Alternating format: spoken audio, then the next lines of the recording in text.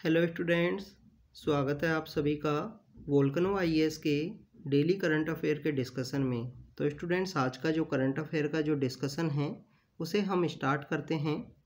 अगर हम बात करें हमारे फर्स्ट टॉपिक की, तो फर्स्ट टॉपिक है स्टूडेंट्स चाइना के प्रेजेंट थ्रेट को देखते हुए हमारी गवर्नमेंट के द्वारा जो कैबिनेट कमेटी ऑन सिक्योरिटी होती है उसके द्वारा 7 नए जो आईटीबीपी की जो बटालियन हैं उसका क्लियरेंस है वो दे दिया गया है। वाइब्रेंट विलेज प्रोग्राम के बारे में भी बात की गई है इसी न्यूज़ के अंदर। तो इस 2-3 टॉपिक हैं इस न्यूज़ के अंदर। हम कैबिनेट कमेटीज़ के बारे में भी देखेंगे इस टॉपिक के अंदर। तो स्टूडेंट्स, अगर हम बात करें वाइब्रेंट विलेज प्रोग्राम की, तो हमारी जो फाइनेंस मिनिस्टर हैं उनके द्वारा 2022 का जो बजट जब प्रेजेंट किया गया था तो उसी बजट के अंदर बात की गई थी कि वाइब्रेंट विलेज प्रोग्राम है वो अनाउंस किया गया था कि हम ऐसे विलेज बनाएंगे जिनके अंदर जो बेसिक इंफ्रास्ट्रक्चर की जो फैसिलिटी हैं, बेसिक जो यहाँ रिक्वायरमेंट है किसी भी ह्यूमन बीइंग के लिए, उनको यहाँ पे अवेलेबल कराया जाएगा। ऐसे विलेज जो चाइना के साथ अपनी बॉर्डर शेयर करते हैं, चाइना के एरिया के अंदर गिरते हैं या चाइना के साथ बॉर्डर शेयर करने वाले स्टेट्स के अंदर गिरते हैं, बॉर्डर एरिया के अंदर। तो ये बेसिकली वाइब्रेंट विलेज प्रोग्राम का जो मेन मीनिंग है वो मेन मीनिंग ये ही है कि यहाँ पे बेसिक इंफ्रास्ट्रक्चर की जो फैसिलिटी है वो प्रोवाइड करानी है चाइना के साथ बॉर्डर शेयर करने वाले स्टेट्स में, जिसके अंदर है हिमाचल प्रदेश है, उत्तराखंड है और अरुणाचल प्रदेश का जो स्टेट है उसको यहाँ पे डेजिग्नेट किया गया था वाइब्रेंट विलेज प्रोग्राम के अंडर में।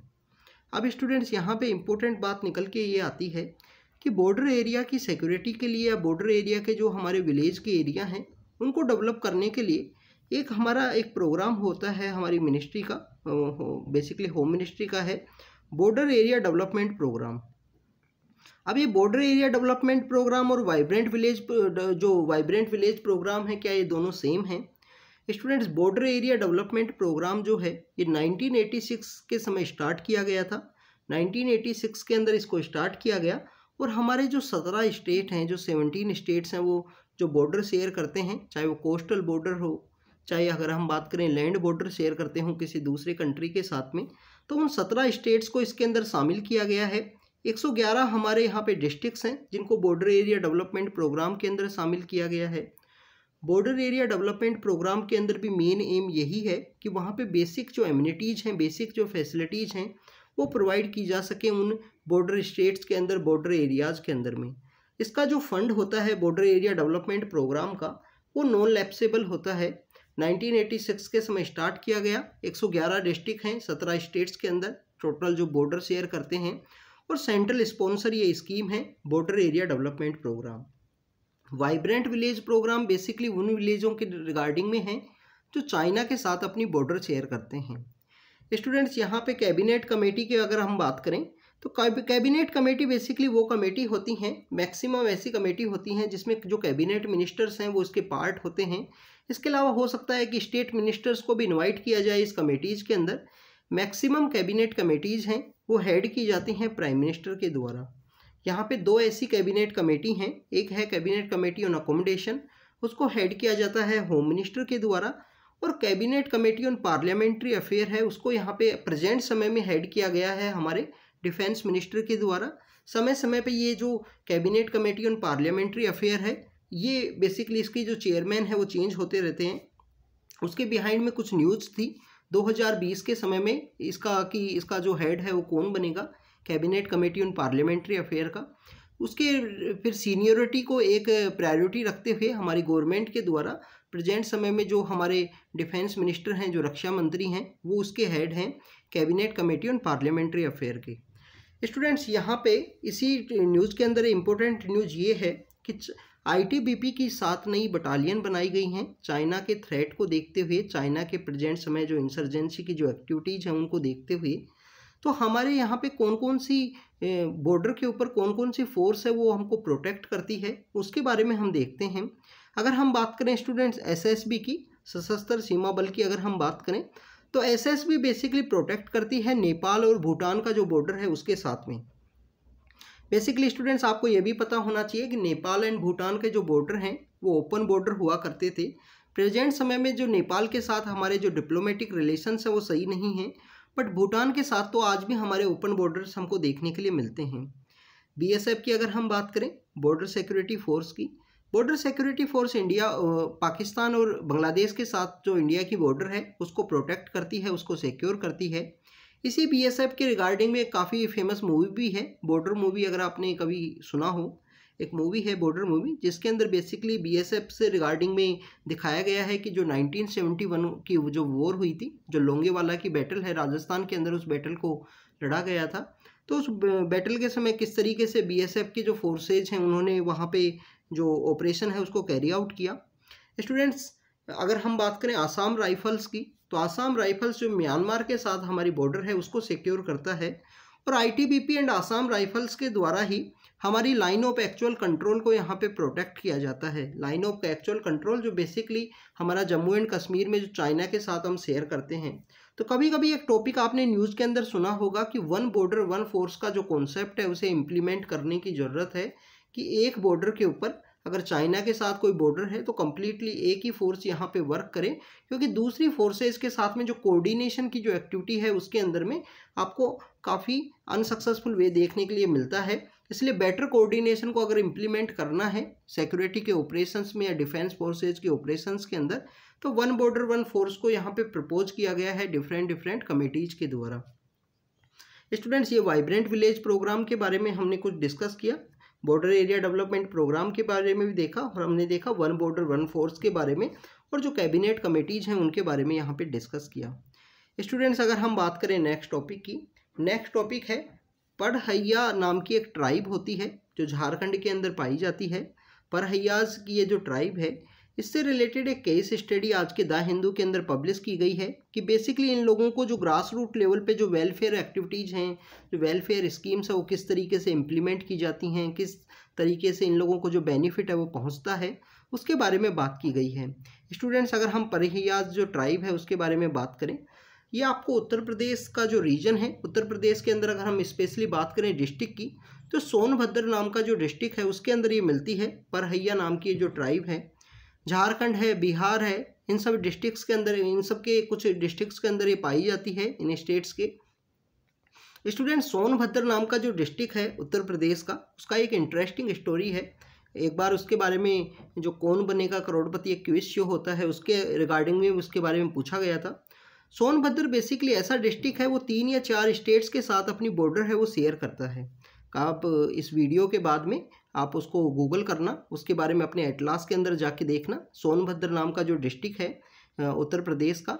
या आपको अगर हम बात करें कि जो साउथ ईस्ट का जो रीजन है उसके अंदर देखने के लिए मिलेगा, साउथ ईस्ट के रीजन के अंदर उत्तर प्रदेश के अंदर सोनभद्र, और सोनभद्र अपनी बॉर्डर शेयर करता है बिहार के साथ में, झारखंड के साथ में, मध्य प्रदेश के साथ में अपनी बॉर्डर शेयर करता है, और छत्तीसगढ़ के साथ अपनी बॉर्डर शेयर करता है। तो एक बार केबीसी के अंदर इससे रिगार्डिंग जो क्वेश्चन है वो पूछा गया था 2011 के समय सोनभद्र के रिगार्डिंग में। स्टूडेंट्स, हम बात करें कि सोनभद्र के अंदर में झारखंड एंड अगर जो बिहार का जो रीजन है उसके अंदर जो पढ़हैया नाम की जो ट्राइब है ये पाई जाती है। कंप्लीटली जो फॉरेस्ट का एग्रीकल्चर है उसके ऊपर ये डिपेंड है। स्लैश एंड बर्न की जो एग्रीकल्चर की जो प्रैक्टिस है वो इनके द्वारा की जाती है। फॉरेस्ट के ऊपर अपनी जो सस्टेनेंस के लिए डिपेंडेंट हैं, उसी के अंदर जो माइनर फॉरेस्ट प्रोड्यूस है उसको ही बेच के अपना जो जीवन यापन किया करते हैं। पढ़हैया ट्राइब के द्वारा जो ज्वालामुखी देवी हैं और धरती माता को अपने एक डाइटी के रूप में पूजा की जाती है, वर्शिप की जाती है। स्टूडेंट्स, एक और ट्राइब है पहाड़िया। पहाड़िया डिफरेंट ट्राइब है, पढ़हैयाज डिफरेंट है, इनके बारे में आपको पता होना चाहिए। पढ़हैयाज वो ट्राइब हैं जो बेसिकली आज भी अपना जो वेलफेयर स्कीम्स के ऊपर कम्प्लीटली डिपेंड हैं, एग्रीकल्चर के ऊपर कम्प्लीटली डिपेंडेंट हैं। और अगर हम पहाड़ियाज की बात करें, पहाड़ियाज का जो जिक्र है वो आपको मॉडर्न हिस्ट्री के अंदर देखने के लिए मिलता है। पहाड़ियाज के द्वारा पहाड़िया रिवोल्ट है वो की गई थी 1778 के समय में। जो उनके राजा हुआ करते थे जगन्नाथ पहाड़िया, उनके लीडरशिप में जो 1778 के समय पहाड़ियाज रिवोल्ट है वो आपको देखने के लिए मिलती है। आउटसाइडर को वो लोग डीकू के नाम से संबोधित करते हैं, डीकू के नाम से बुलाते हैं। स्टूडेंट्स, ये बेसिकली पढ़हैया ट्राइब के बारे में था। यहाँ पे बताया गया है कि इनको वेलफेयर जो स्कीम्स है उनका बेनिफिट किस तरीके से मिलता है, जिसके अंदर नेशनल फूड सिक्योरिटी एक्ट की बात की गई है, आधार सिस्टम की बात की गई है, बायोमेट्रिक किस तरीके से वर्क करता है। तो स्टूडेंट्स, ये पढ़हैया ट्राइब के बारे में कुछ डिस्कशन था। नेक्स्ट टॉपिक की अगर हम बात करें स्टूडेंट्स, कल हमने सप्तऋषि जो हमारे बजट का कॉन्सेप्ट है, जिसके अंदर बजट को 7 हिस्सों के अंदर डिवाइड किया गया है, जिसके अंदर हमने डिस्कस किया था लास्ट माइल कनेक्टिविटी से रिलेटेड कौन कौन सी स्कीम है वो गवर्नमेंट के द्वारा प्रपोज की गई हैं। आज हम बात करेंगे इंक्लूसिव डेवलपमेंट के बारे में। तो सप्तऋषि के बारे में आपको पता होना चाहिए कि सप्तऋषि में जो 7 तरीके से किस तरीके से डिवाइड किया गया है, जो 7 हिस्सों में बजट को डिवाइड किया गया है। इंक्लूसिव डेवलपमेंट के बारे में आज हम देखने वाले हैं। कल हमने last mile delivery, last mile connectivity के बारे में देखा था। इसके अलावा स्टूडेंट्स इंफ्रास्ट्रक्चर से रिलेटेड है, इंफ्रास्ट्रक्चर है, ग्रीन ग्रोथ के बारे में बात की गई है, यूथ पावर के बारे में बात की गई है, अनलीजिंग द पोटेंशियल की बात की गई है, जो हमारा डेमोग्राफिक डिविडेंड है उसको यूज किया जा सके, और फाइनेंशियल इंक्लूजन की बात की गई है इन सप्तऋषि के अंदर में। तो इस तरीके से 7 हिस्सों के अंदर बजट को डिवाइड किया गया है, सप्तऋषि बजट को। इंक्लूसिव डेवलपमेंट की अगर हम बात करें कि ओवरऑल हमारी सभी सेक्शंस का इंक्लूसिव वे में डेवलपमेंट हो सके, समावेशी विकास हो सके, उसके लिए गवर्नमेंट के द्वारा बजट के अंदर क्या किया गया। एग्रीकल्चर सेक्टर की अगर हम बात करें तो एग्रीकल्चर इंफ्रास्ट्रक्चर को डिजिटल बनाने की बात की गई है, digital public infrastructure for agriculture, जिसके अंदर बेसिकली जो फार्मर्स है वो यहाँ पे अपनी कोई भी इंफॉर्मेशन अगर उनको गेन करनी है तो डिजिटल इंफ्रास्ट्रक्चर के थ्रू गेन कर सकें। क्रेडिट उनको किस तरीके से लेना है, क्रॉप को किस तरीके से यूज करना है, एग्रीकल्चर से रिलेटेड जो स्टार्टअप्स हैं उनका ग्रोथ हो सके इस सेक्टर में, उसके बारे में बात की गई है digital public infrastructure for agriculture के अंदर।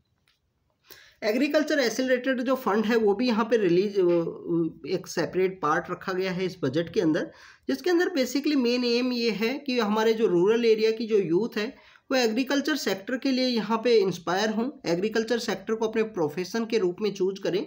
इसके लिए बेसिकली एग्रीकल्चर एक्सेलरेटेड जो फंड है वो यहाँ पे रखा गया है बजट के अंदर। तो यहाँ पे अट्रैक्ट करना है यूथ को, एग्रीकल्चर से रिलेटेड जो स्टार्टअप्स हैं उनको यहाँ पे अट्रैक्ट करना है। इसके अलावा स्टूडेंट्स हॉर्टिकल्चर सेक्टर से रिलेटेड आपने चमन नाम का जो प्रोजेक्ट है, प्रोजेक्ट चमन है या चमन स्कीम है, उसके बारे में ज़रूर सुना होगा। तो आत्मनिर्भर हॉर्टिकल्चर क्लीन प्लांट प्रोग्राम है जिसे लॉन्च किया गया है इस बजट के अंदर, कि हॉर्टिकल्चर जो हमारे प्रोड्यूस हैं उनकी अवेलेबिलिटी इंक्रीज हो, डिजीज़ फ्री जो उनकी जो क्वालिटी है वो यहाँ पे इंक्रीज हो, उसके बारे में बात की गई है इस सेक्टर के अंदर। हमारे इंक्लूसिव डेवलपमेंट के लिए और जो सेक्टर्स हैं जिसमें एक है एग्रीकल्चर क्रेडिट की बात की गई है कि क्रेडिट को यहाँ पे इंक्रीज करना है। एनिमल हस्बेंड्री, डेयरी सेक्टर, जो फिशरीज का सेक्टर है उसको भी इसके अंदर ऐड किया गया है। मिलेट्स को हमारे फाइनेंस मिनिस्टर के द्वारा एज ए श्री अन्न के रूप में यहाँ पे रिकॉग्नाइज किया है, और मिलेट्स के लिए गवर्नमेंट के द्वारा 2023 को इंटरनेशनल ईयर ऑफ मिलेट्स के रूप में रिकॉग्नाइज भी करवाया है यूनाइटेड नेशन जनरल असेंबली के वहाँ पे। तो मिलेट्स को श्री अन्न के रूप में यहाँ पे डिस्क्राइब करते हुए एक ग्लोबल हब क्रिएट किया जाएगा मिलेट्स के बारे में।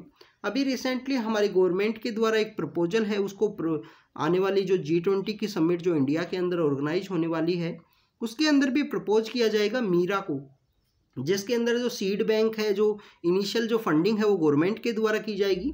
और मीरा बेसिकली मिलेट से रिलेटेड है, मिलेट से रिलेटेड लोगों को अवेयरनेस क्रिएट करने से रिलेटेड है मीरा, जिसको आने वाले समय में क्रिएट किया जाएगा।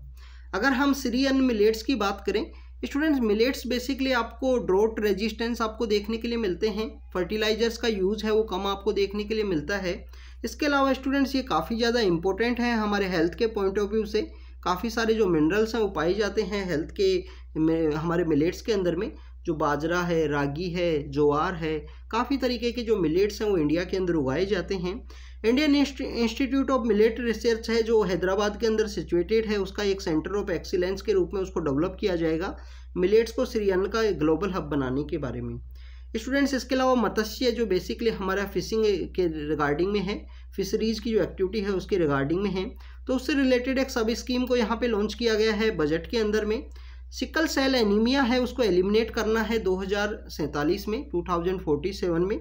तो 2047 के समय इसको यहाँ पे सिकल सेल एनीमिया को एलिमिनेट करना है, उससे रिलेटेड जो मिशन है उसे भी लॉन्च किया गया है under the inclusive development. Student जो सिकल सेल एनीमिया की जो प्रॉब्लम है ये आपको मैक्सिमम ट्राइबल कम्युनिटी के अंदर देखने के लिए मिलती है, तो उनको यहाँ पे जो इस तरीके की जो हेल्थ की जो इश्यूज़ हैं उनसे फ्री किया जा सके, उनको सिकल सेल एनीमिया को एलिमिनेट किया जा सके, इसके रिगार्डिंग में गवर्नमेंट के द्वारा बजट के अंदर एक टारगेट है वो यहाँ पे रखा गया है।